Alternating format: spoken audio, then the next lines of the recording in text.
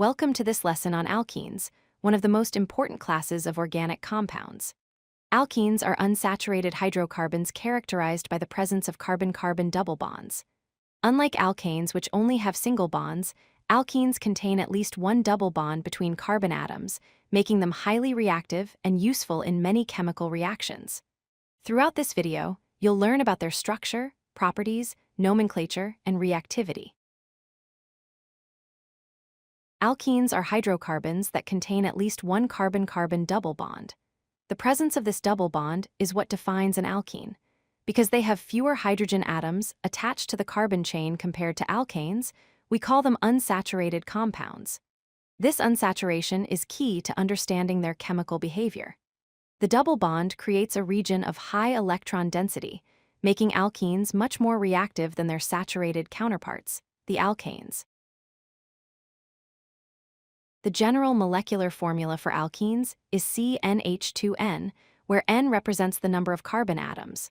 Notice that for every carbon atom, there are exactly twice as many hydrogen atoms. However, there's an important constraint.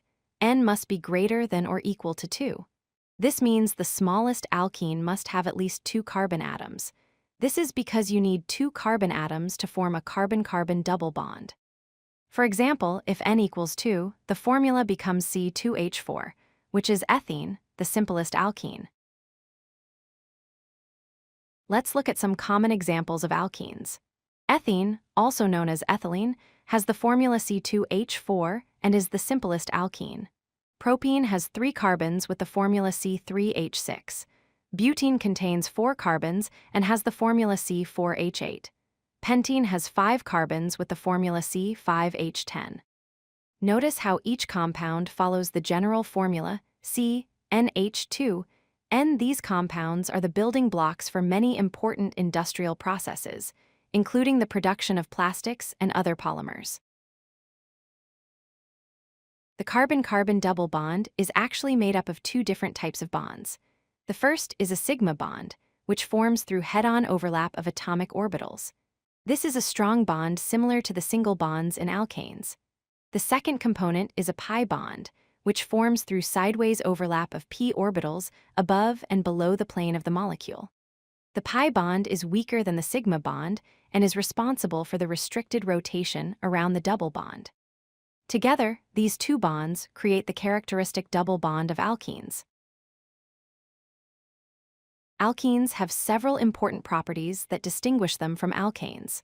First, they have planar geometry around the double bond, meaning the atoms lie in the same plane.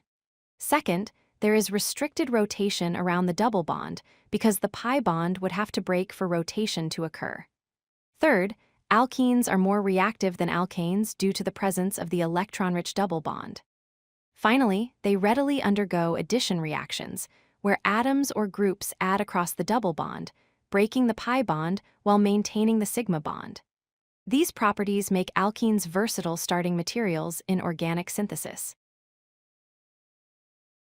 Naming alkenes follows specific rules based on IUPAC nomenclature. First, identify the longest continuous carbon chain that contains the double bond. Second, replace the -ane suffix from the corresponding alkane with -ene to indicate the presence of a double bond. Third, number the carbon chain from the end that gives the double bond the lowest possible number. Finally, indicate the position of the double bond by placing its number before the parent name. For example, if the double bond starts at carbon 1 in a 4-carbon chain, the compound is named 1-butene. Alkenes participate in several important types of reactions. Hydrogenation involves the addition of hydrogen gas across the double bond to form alkanes, typically using a metal catalyst.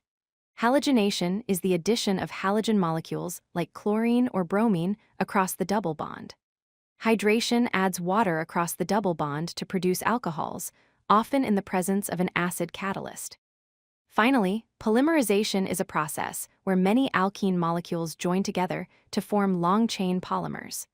These reactions are fundamental to both laboratory synthesis and industrial chemical production. If you like this video, hit that like button and don't forget to subscribe. Visit CodeLucky.com for more such useful content.